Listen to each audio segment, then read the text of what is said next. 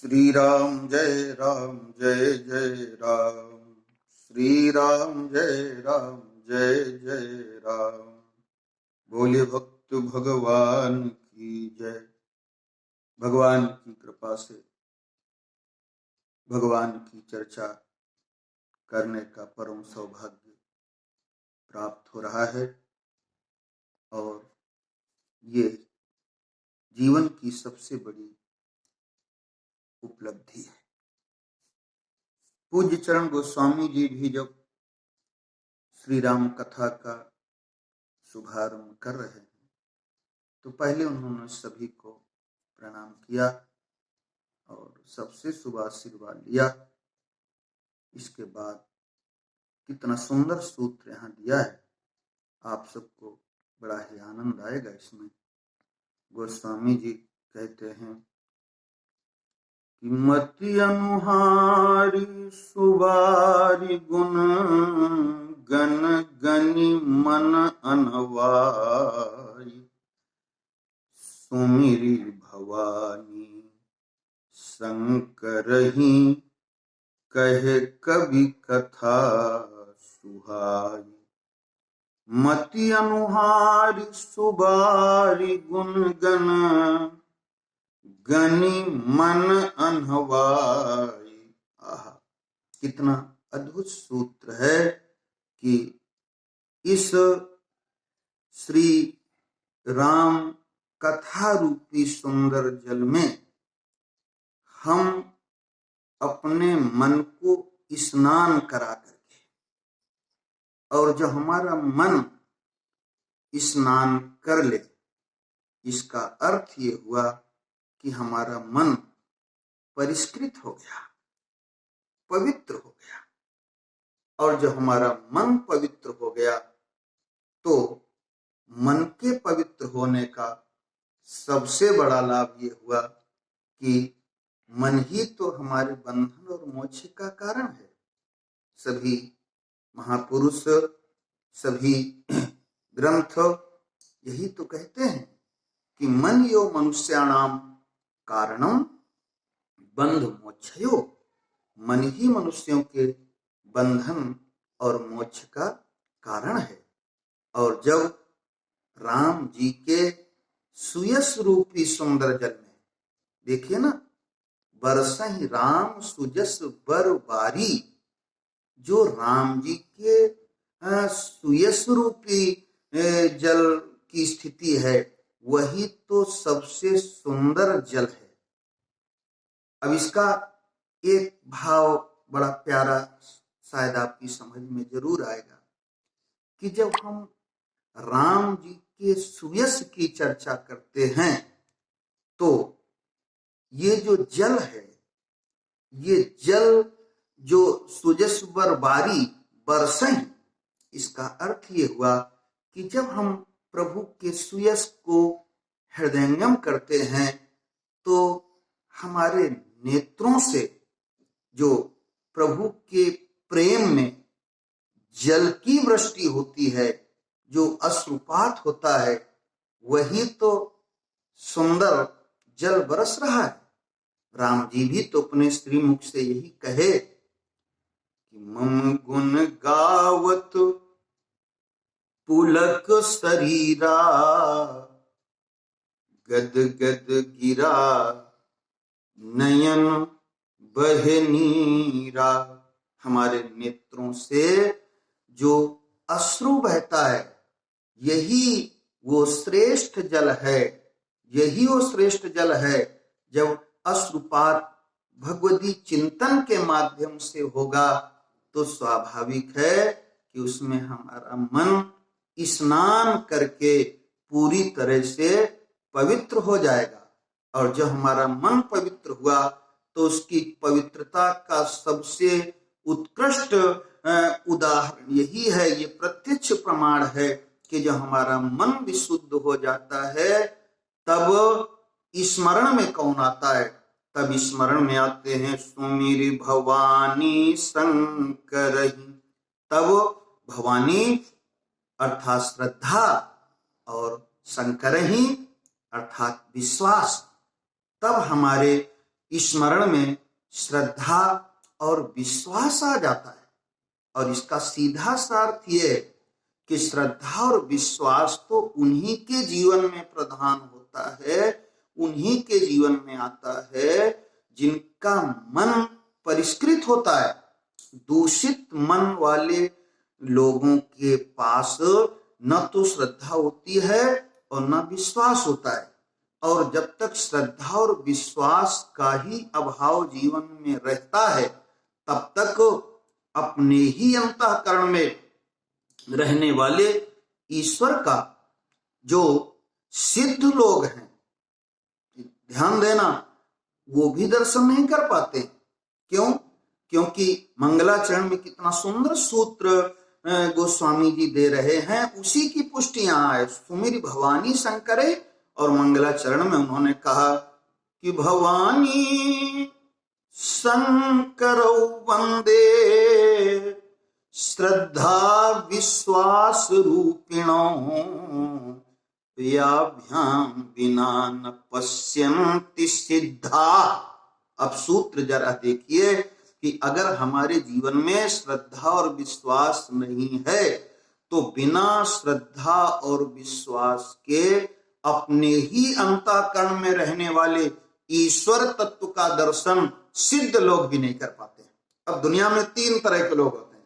एक होते हैं विषयी, दूसरे होते हैं साधक, और तीसरे होते हैं सिद्ध। देखिए ना, विषयी, साधक, सिद्ध सयानी और त्रिविध जीव जग वेद बखाने। तो यहाँ विषयी की तो बात ही नहीं हो रही है, साधकों की भी बात नहीं हो रही है। यहाँ गोस्वामी जी इशारा कर रहे हैं कि जो सिद्ध हैं वो भी अपने ही अंतःकरण में रहने वाले ईश्वर का दर्शन कर ही नहीं सकते, जबकि ईश्वर तो सबके अंतःकरण में है।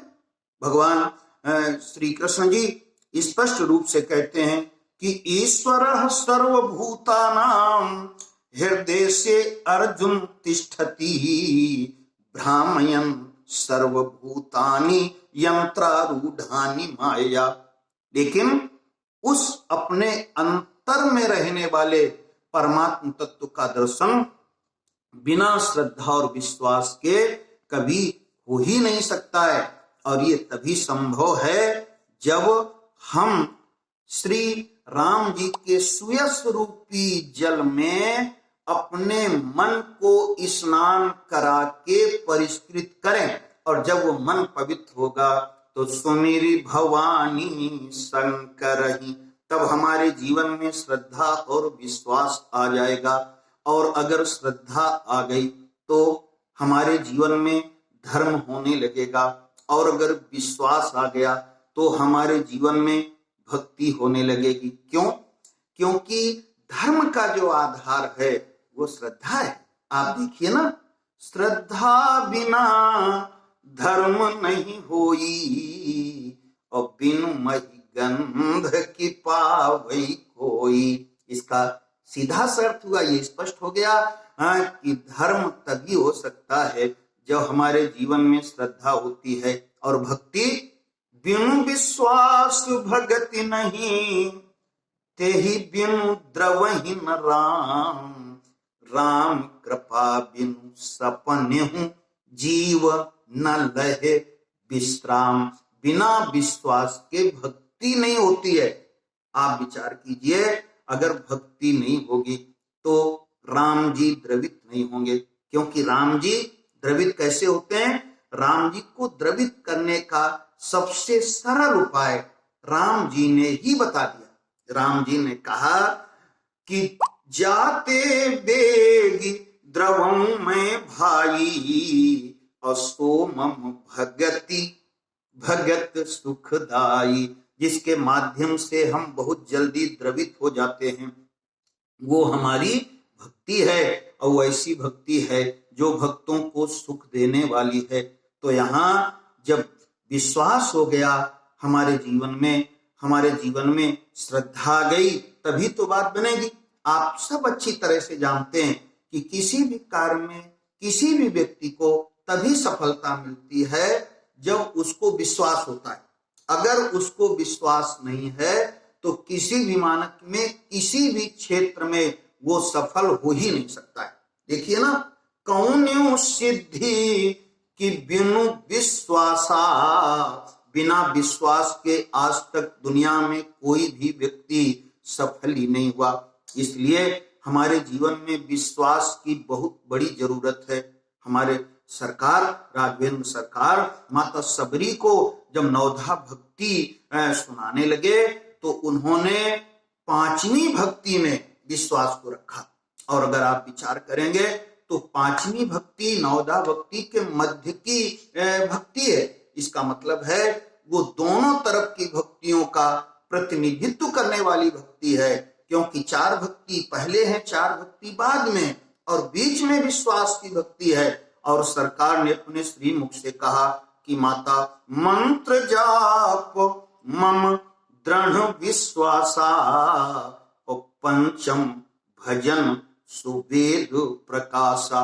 पांचवी भक्ति मेरे मंत्र का जो जाप है वो दृढ़ विश्वास के साथ हो। विश्वास में दृढ़ता होनी चाहिए, विश्वास में किसी प्रकार की कमजोरी नहीं होनी चाहिए।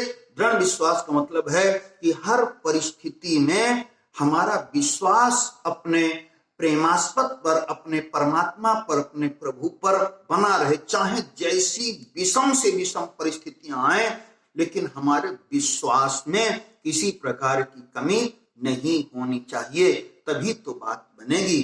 तो वही बात यहाँ है कि सुमिर भवानी शंकर ही। अब उन्होंने श्रद्धा और विश्वास का स्मरण किया और कह कवि कथा सुहाई।